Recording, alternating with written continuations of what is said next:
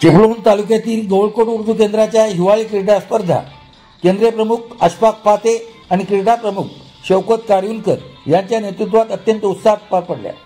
क्रीडा स्पर्धेचे उद्घाटन सामाजिक कार्यकर्ते जफर कटमाले यांच्या हस्ते पार पडले। स्पर्धेसाठी प्रमुख पाहुणे म्हणून माजी विस्तार अधिकारी नसरीन खडस, सुजाउद्दीन परकार, अष्टपैलू शिक्षक मुजाहिद मेहर, गवळकोट शाळा व्यवस्थापन समिती अध्यक्ष आणि सर्व सदस्य तसेच बहादूर शेख उर्दू शाळा व्यवस्थापन समिती अध्यक्ष तसेच सदस्य उपस्थित होते। या स्पर्धेत गवळकोट केंद्रातील सर्व शाळांनी सहभाग घेऊन आपली क्रीडा गुणवत्ता दाखविली। या स्पर्धेत पंच म्हणून अब्दुल अलीम करबेलकर, जियाउल्ला खान, सुमैया साबळे, जमील शेख, सईदा मुल्ला तसेच रिजवाना चिलवान यांनी उत्तम कामगिरी बजावली।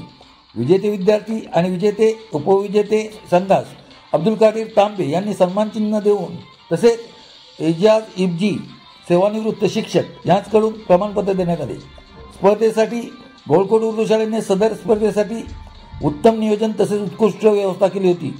या हिवाळी क्रीडा स्पर्धेत विद्यार्थ्यांनी आपले क्रीडा कौशल्य उत्तम प्रकारे दाखविल्याने केंद्रीय प्रमुख अशफाक फाते यांनी विद्यार्थ्यांना शाबासकी देऊन प्रोत्साहन दिले।